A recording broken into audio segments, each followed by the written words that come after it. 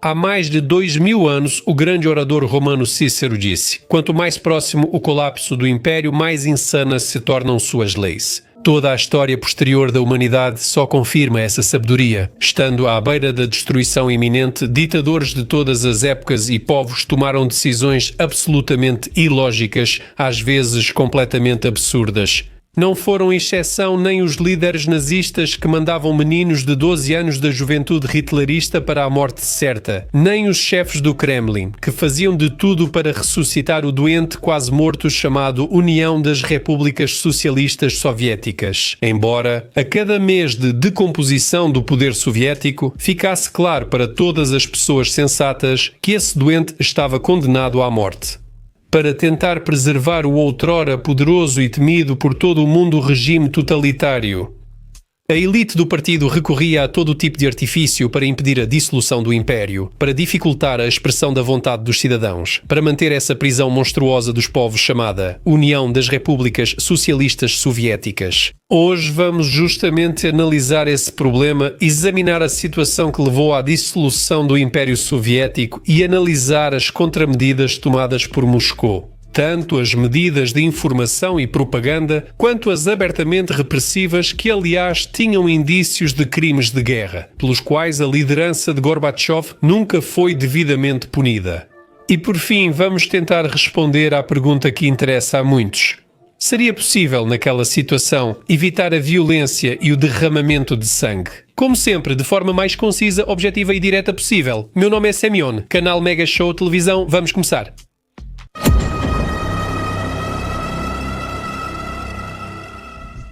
Para aqui, a perestroika foi concebida em 1985, quando chegou ao poder Mikhail Gorbachev, que ainda não havia caído na senilidade e mantinha um pouco de bom senso. Nada indicava o colapso da União das Repúblicas Socialistas Soviéticas. Durante os 6 anos seguintes, o enorme império controlava não apenas 1/6 da superfície terrestre, mas também vários outros estados satélites. Em várias regiões eram chamados países de orientação socialista, presentes na Europa, Ásia, África e na isolada Cuba, a apenas 200 quilómetros da costa dos Estados Unidos da América. A influência de Moscou no mundo era grande, especialmente por causa das armas nucleares, que o Kremlin gostava de exibir desde Stalin. Mas isso é só à primeira vista. Na verdade, em meados dos anos 80, a União Soviética estava em uma crise profunda, que não era nada acidental ou situacional, mas sim de caráter totalmente sistêmico. Assim, o presidente dos Estados Unidos da América, Ronald Reagan, convenceu as monarquias árabes do Golfo Pérsico a aumentarem significativamente a produção de petróleo, o que levou a uma queda substancial nos preços mundiais dos energéticos. Dessa forma, todo o principal fonte de renda da União das Repúblicas Socialistas Soviéticas, graças à qual era possível manter uma situação socioeconómica relativamente estável no país, foi afetada. Além disso, era possível patrocinar muitos de seus fantoches pró-soviéticos ao redor do mundo que não estavam interessados em construir o comunismo, mas sim em receber a generosa ajuda da União Soviética. E essa cachoeira de generosidade sem precedentes se transformou em um pequeno fio de água, que claramente não permitia a Moscou realizar suas ambições plenamente, e algo precisava ser feito sobre isso com urgência. Caso contrário, a União das Repúblicas Socialistas Soviéticas deixaria de ser uma superpotência puramente por razões económicas.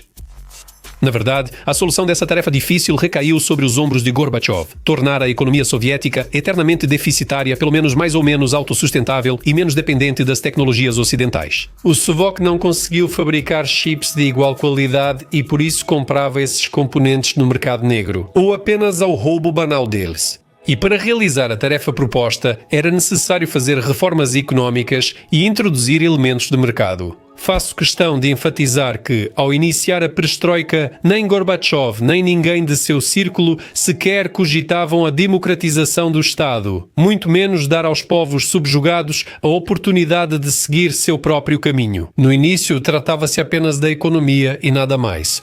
A União das Repúblicas Socialistas Soviéticas deveria continuar sendo um império supercentralizado, onde todo o poder pertenceria ao Partido Comunista da União Soviética.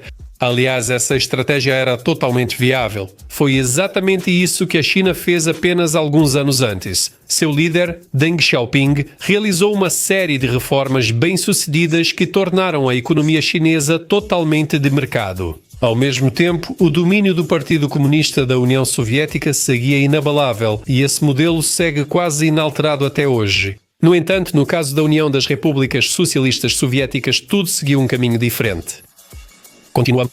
O povo acordou após um longo período de hibernação. Primeiramente, a perestroika gerou resultados políticos inesperados. A glasnost e o afrouxamento da censura fizeram com que obras que antes eram proibidas passassem a ser publicadas legalmente. O romance de Anatoly Rybakov, Filhos da Arbat, Coração de Cão de Bulgakov, Arquipélago Gulag de Solzhenitsyn. Essa está longe de ser a lista completa dos livros que antes eram trazidos do exterior ou datilografados à mão e lidos às escondidas debaixo das cobertas, para evitar que algum vizinho ideologicamente correto descobrisse e denunciasse a KGB. Além disso, foram lançados filmes cujo roteiro, em anos anteriores, teria sido barrado já na fase de discussão. Vera, a Pequena, a Agulha, Inter de Vodka, Acidente, Filha do Policial, Matar o Dragão, Assa.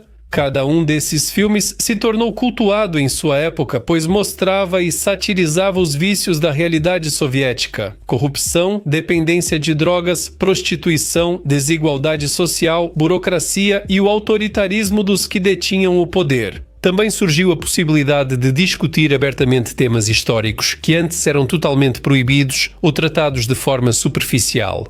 De forma superficial, as repressões de Stalin, os holodomores e as deportações em massa chocaram pela escala das atrocidades, levando muitos a questionar: se antes ocorreram coisas tão impensáveis como garantir que hoje vivemos corretamente, talvez tudo esteja errado, talvez seja preciso mudar tudo? Esse tipo de pensamento leva diretamente a exigências políticas, protestos e luta. Mesmo na economia, prioridade de Gorbachev, havia bagunça. Introduziam elementos de mercado e empreendedorismo privado com cooperativas, mas ainda faltava organização. A falta de planejamento e a inconsistência de muitas reformas causaram desordem, extorsão, inflação e queda no padrão de vida no país. E as pessoas acostumadas à tradicional economia planejada. Os chefões do Kremlin não conseguiam fazer nada para conter o aumento sem precedentes dos preços e proteger os primeiros empresários soviéticos dos abusos dos policiais e criminosos. Mas o mais importante que Gorbachev e sua equipe não conseguiram prever foi o crescimento da consciência nacional dos povos subjugados. Reunidos à força dentro da União Soviética unificada, eles começaram a demonstrar teimosia, recusando-se a obedecer ao Kremlin e exigindo mais direitos e poderes para si mesmos. E não estava longe o dia em que letões e georgianos, moldavos e lituanos, arménios e estonianos se levantariam e diriam: abaixo Moscou, podemos viver por conta própria, quando Moscou percebeu toda a gravidade da situação. O Kremlin praticamente ignorou os sinais iniciais da desintegração da União das Repúblicas Socialistas Soviéticas e subestimou o avanço do movimento nacionalista. Os membros da elite do partido, criados e formados nas condições da União Indestrutível de Repúblicas Livres, simplesmente não acreditavam, por exemplo, que ucranianos ou cazaques pudessem querer seu próprio Estado independente? Segundo eles, o oposto deveria ocorrer. Todos os povos da União das Repúblicas Socialistas Soviéticas precisariam se unir em um só povo soviético, como pregavam os propagandistas desde Brezhnev. Hoje é difícil saber quando os estrategistas míopes do Politburo perceberam que a União poderia ruir total ou parcialmente. De qualquer forma, ainda em 88-89, essa perspectiva ainda não era levada a sério por eles.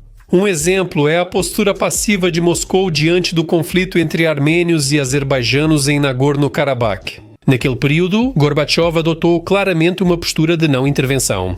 A liderança soviética também agiu em maio de 1989, quando começaram confrontos sangrentos em Fergana entre uzbeques e turcos mesquéticos recém-chegados, o que deixou todo o Uzbequistão em polvorosa. No entanto, Moscou não tinha muita pressa em intervir no conflito, minimizando deliberadamente sua importância e fingindo que todos os povos da União das Repúblicas Socialistas Soviéticas continuavam vivendo em paz, amizade, amor e compreensão mútua.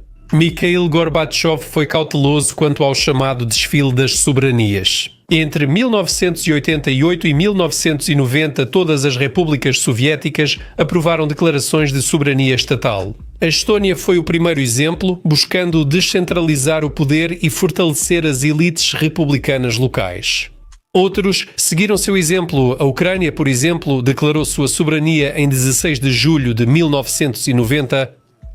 Aqui é importante notar que soberania não é independência total, mas o primeiro passo para ela. Naquela época, soberania significava o fortalecimento da autonomia das repúblicas da União, a ampliação de seus poderes e, o que é muito importante, o estabelecimento da prioridade da Constituição e das leis das repúblicas sobre as leis da União.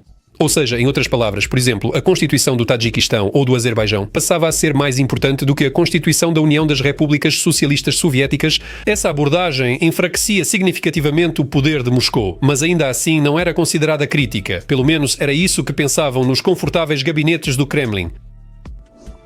Podemos ir embora ou não? Gorbachev e seus aliados realmente começaram a entender a realidade da dissolução da União das Repúblicas Socialistas Soviéticas depois da visita à capital lituana, Vilnius. Essa visita do secretário-geral aconteceu de 11 a 13 de janeiro de 1990 e foi acompanhada por manifestações em massa dos lituanos. Mais de 200 mil pessoas se reuniram na Praça Central e gritavam: Independência! Nenhuma persuasão sobre a ampliação da autonomia e da independência econômica já surtia efeito. Um dos slogans dos manifestantes contra Gorbachev dizia: Lenin reconheceu a Lituânia, Stalin tirou sua independência e Gorbachev... E foi então, depois dos acontecimentos de Vilnius, que a liderança soviética começou a mudar drasticamente sua política. Mas não no sentido de buscar compromisso, diálogo e entendimento mútuo, e sim no sentido de impedir que os povos exercessem seu direito à autodeterminação a qualquer custo. Mas na prática isso teve o efeito oposto.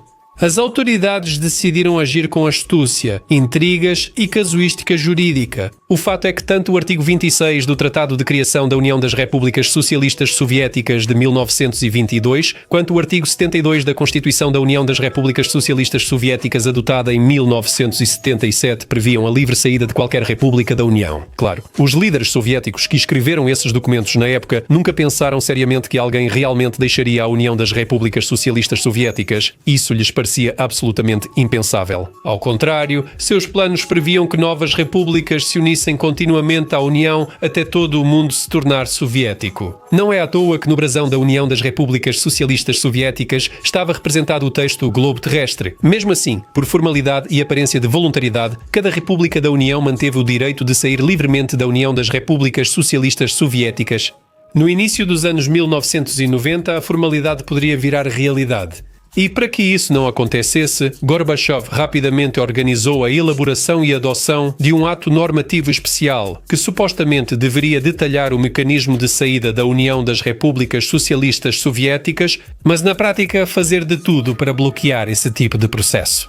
E esse documento foi a lei sobre a ordem de resolução das questões relacionadas à saída de uma república da União das Repúblicas Socialistas Soviéticas, adotada em 3 de abril de 1990, que burocratizou ao máximo o procedimento de saída, tornando-o praticamente impossível na prática.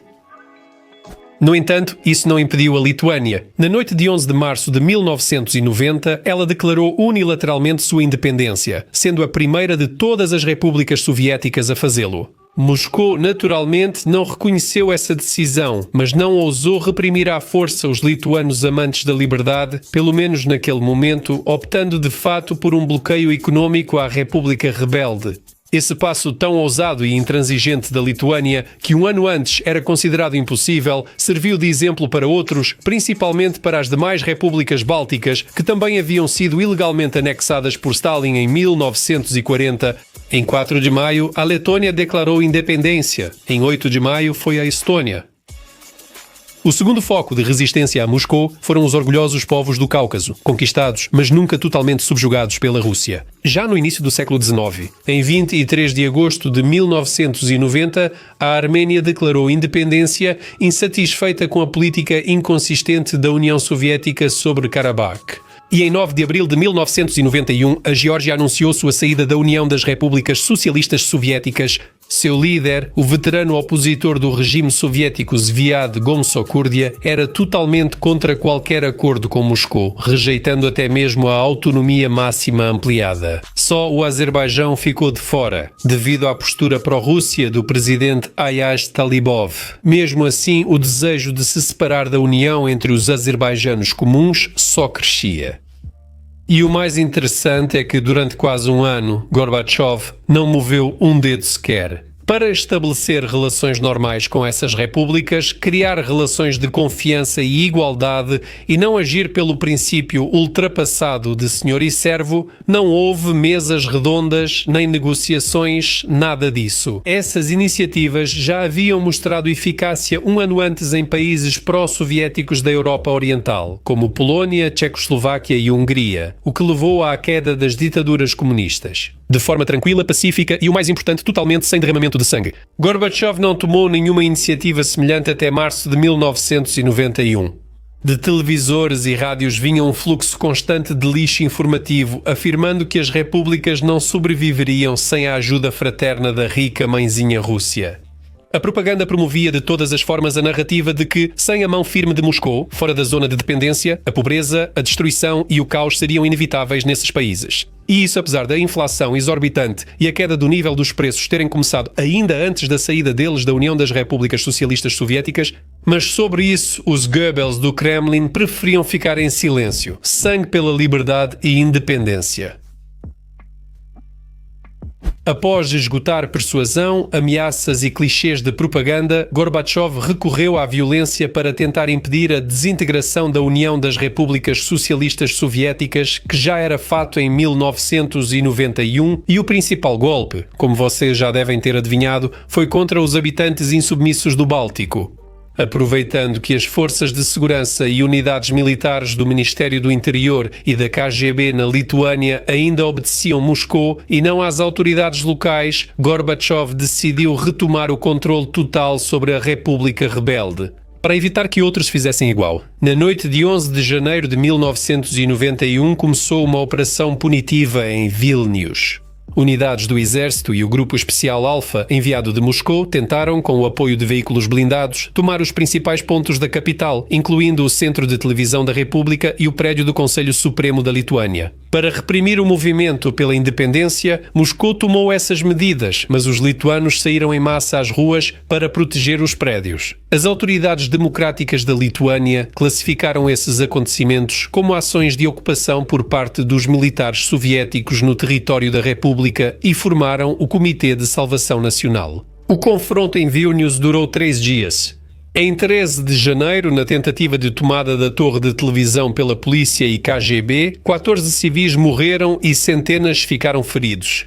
Esses acontecimentos, depois chamados de Ataque de Janeiro, tiveram grande repercussão internacional e fortaleceram a determinação da Lituânia em buscar o reconhecimento da independência. Só após o derramamento de sangue e pressão internacional, as autoridades soviéticas recuaram e encerraram a operação das forças especiais. Mas o mais interessante é que, posteriormente, nenhum dos altos funcionários ousou assumir a responsabilidade. O ministro do Interior da União das Repúblicas Socialistas Soviéticas, Boris Puga, e o ministro da Defesa, Dmitry Azov, garantiram a todos que não tinham envolvimento algum.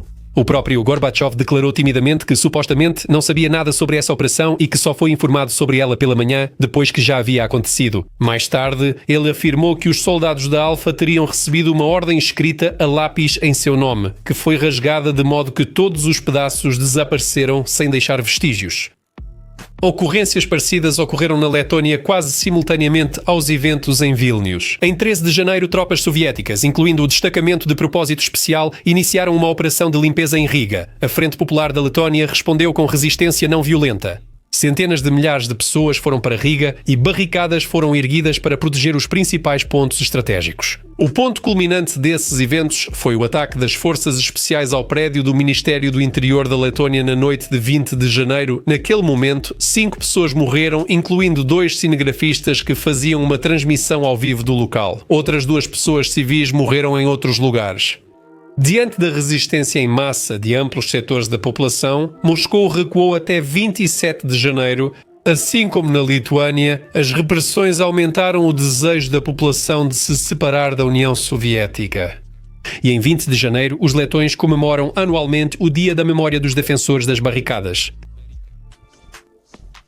O primeiro e último referendo após os sangrentos acontecimentos na Lituânia e na Letónia. A liderança soviética não ousou realizar eventos semelhantes na Estónia e recuou, lembrando que existem maneiras mais civilizadas e seguras de resolver problemas.